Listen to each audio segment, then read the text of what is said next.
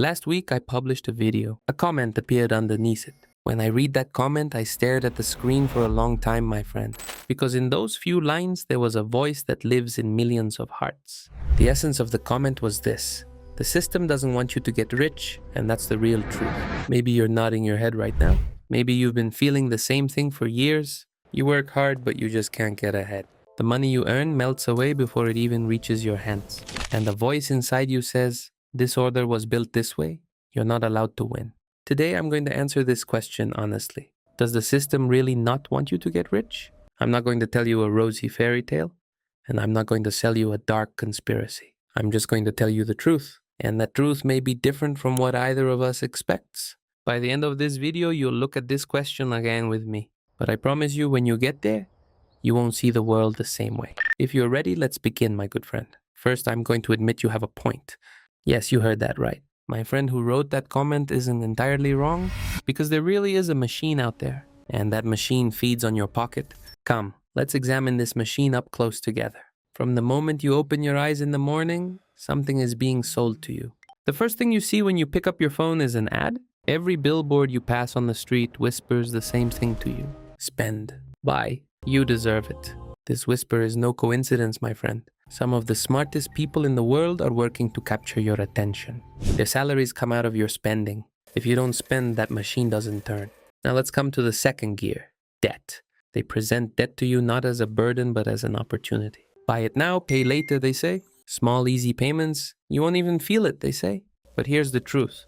Every delay is buying your future labor today. You're spending money you haven't even earned yet, and someone is building a fortune from your impatience. The lending side sets up this arrangement so it never loses. Little late fees, extra charges, stretched out terms, all of it finely calculated. Once you walk through that door, finding the exit isn't easy. The third gear works even more quietly: education. At school, they taught you how to solve equations.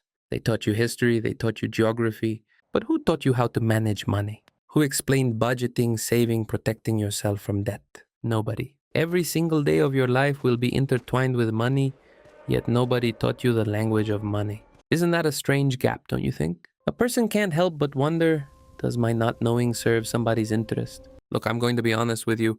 The uninformed customer is every seller's favorite customer. The person who doesn't compare prices, doesn't read the contract, doesn't do the math, is the machine's most efficient fuel. The fourth gear: the feeling of comparison. You open social media and everyone seems to be living better than you. Someone's car, someone's vacation, someone's watch. A feeling of smallness grows inside you, and that feeling pushes you to spend. You shop to feel good about yourself, but that good feeling lasts only a few days. Then comes the same emptiness, the same need again. This cycle is no coincidence either, my friend. Your unhappiness is somebody's marketing strategy. Now stop and look at this picture. The ads want your spending. The debt system feeds on your impatience. School never taught you about money. Social media keeps making you feel inadequate. When all of this piles up, a person understandably starts to think, this order wasn't built for me to prosper. And you know what? There's a grain of truth in that sentence. This order really wasn't built for you to prosper. But now I'm going to tell you something very important. This order wasn't built to keep you poor either. This is the heart of the video. Lend me your ear, my good friend. The system isn't blocking you from getting rich. The system simply doesn't care about you. Those are not the same thing. The difference between them can change your entire life. Nobody wakes up in the morning planning how to keep you poor. There is no committee that knows your name. There is no hidden hand watching your account. The truth is much colder than that. You are in nobody's plan. The machine isn't targeting you, the machine is just turning.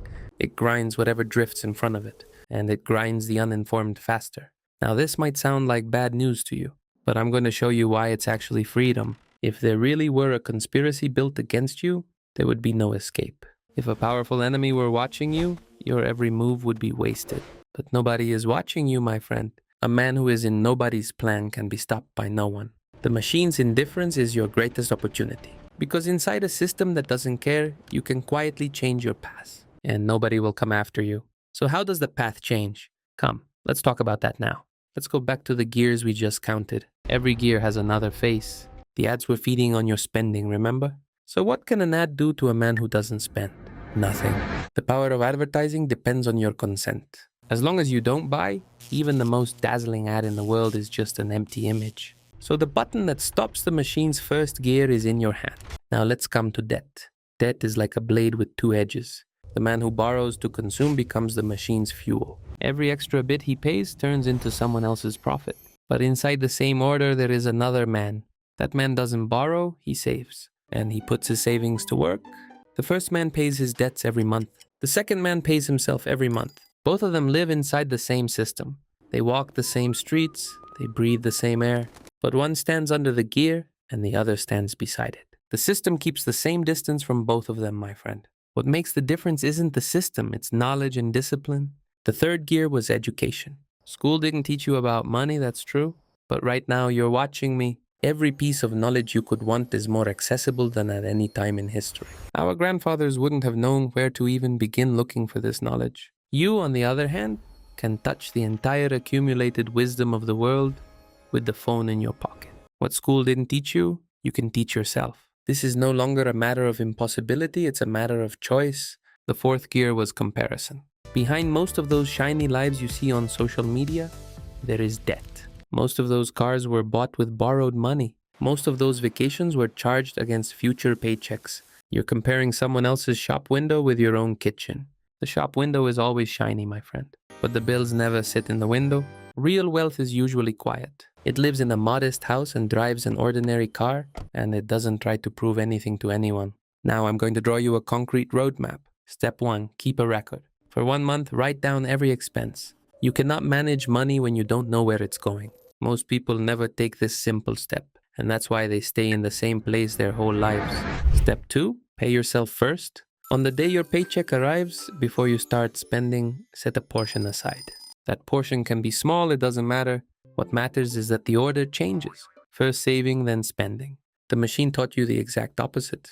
Spend first, save what's left, it said. And there was never anything left, was there? Step 3, shrink your debt. Start with a debt that costs you the most. Every debt you close is a piece you take back from the machine. Step 4, set aside time to learn. A small step every day is enough. Read a page, watch a video, look up one concept. Knowledge is like savings, it gathers little by little, and then one day you look up and it has become a mountain. Step 5, be patient. This is the hardest part of the whole road, because the machine sells you speed. Buy now, consume now, be happy now.